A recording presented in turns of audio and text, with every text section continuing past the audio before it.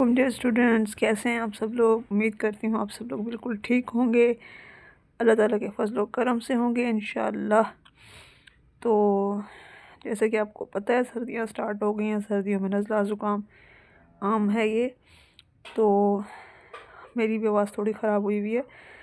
तो चलें आज कि हम अपने लेक्चर की तरफ चलते हैं। हम 9th क्लास का आज 5 यूनिट स्टार्ट करने लगे हैं। 5.1 क्वेश्चन नंबर 1 इसका सॉल्व करेंगे। Solve and represent the solution on a real line.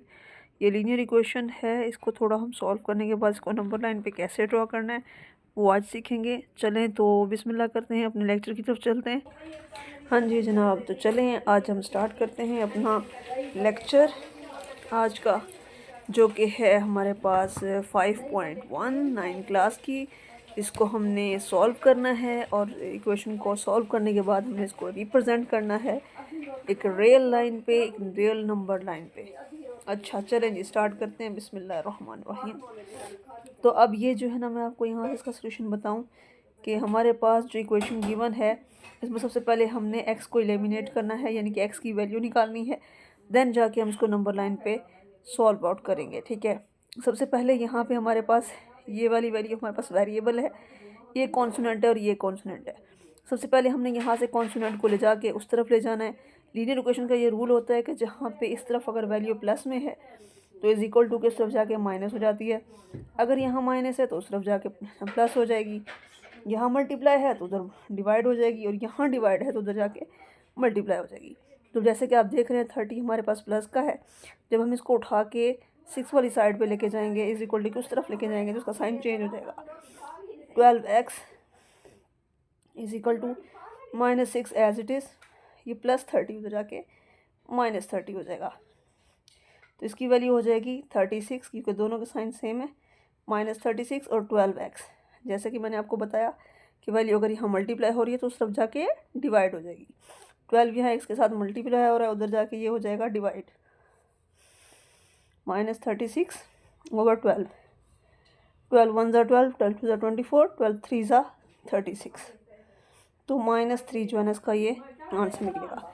अब ये जो हमने नंबर लाइन पे वैल्यू ड्रा करनी है वो ये वाली है।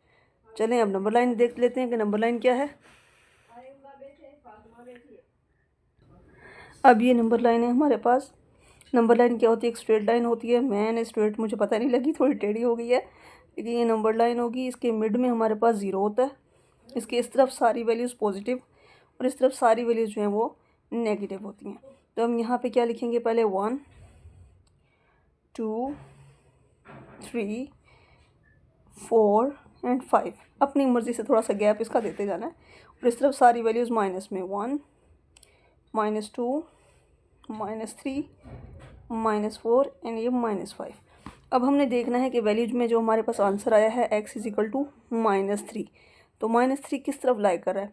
माइनस में वैल्यू है तो ये नेगेटिव साइड पे लाई करेगा। यहाँ पे चीज़ की वैल्यू जब वो लाई करेगी, यहाँ हम इसको लिख देंगे x इज इक्वल टू -3।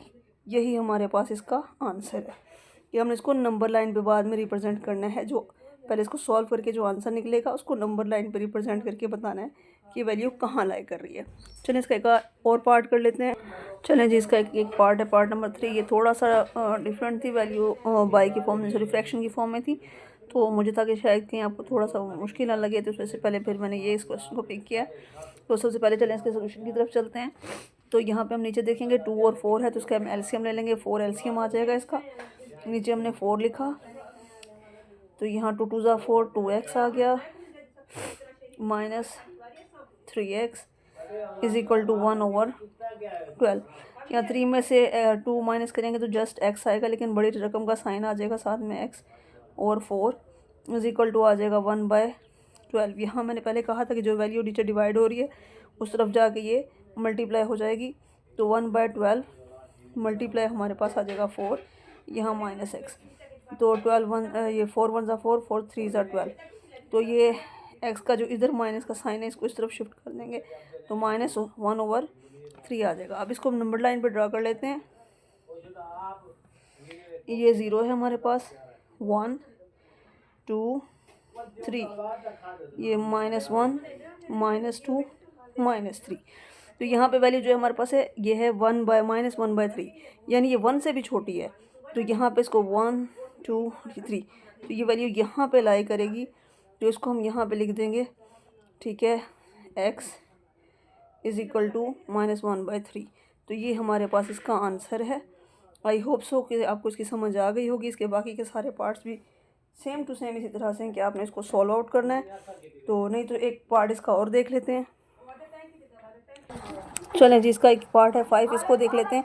इसमें हमारे पास क्या है, 7 को पहले हम अंदर मल्टीप्लाई कर देंगे इससे, फिर जो कॉन्सोनेंट होगा उसको अलग कर लेंगे, वेरिएबल को अलग कर लेंगे, तब जाके इसका सोल्यूशन सॉल्व होगा। तो स्टार्ट करते हैं। 2 is equal to 7 2 14x plus 7 4 28 plus 12x।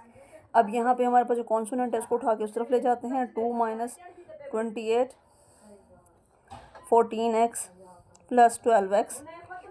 अब इन दोनों को जमा कर लेते हैं हम। 26x इधर यहाँ भी आ जाएगा हमारे पास -26x, ठीक है। अब यहाँ पे हम x की वैल्यू इवेल्युएट जब करेंगे तो -26/26 आ जाएगा। तो इसका आंसर जो है हमारे पास वो आ जाएगा -1। अब इसको नंबर लाइन पे जब हम ड्रा करेंगे, ये नंबर लाइन है हमारे पास 0, तो यहाँ 1 2 और 3, -1 -2 -3, तो ये -1 है, तो यहाँ इसकी वैल्यू लाया करिए, तो x इज़ इक्वल टू -1। ये इसका आंसर है। आई होप सो कि आपको एक साइज समझ आ गई होगी, इसका पहला पार्ट समझ आ गया होगा। इंशाल्लाह फिर नेक्स्ट पार्ट जो है ना वो नेक्स्ट वीडियो में मैं बना के वीडियोस पे आपको समझा दूंगी। आई होप सो कि आपको ये वे समझ आ गया होगा।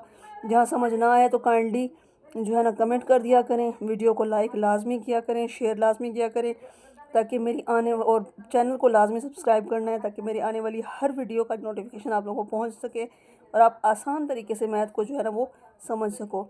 ये इतनी डिफ़िकल्ट नहीं है जिसको हम इतना मुश्किल ले लेते हैं, और मैं पूरी कोशिश करती हूँ कि आपको आसान से आसान मेथड से जो है ना वो मैथ समझा सकूँ। अब कल तक इजाज़त दीजिए, या अगली वीडियो तक इजाज़त दीजिए। इंशाल्लाह ज़िंदगी रही तो फिर मुलाकात होगी। तब तक अल्लाह हाफ़िज़।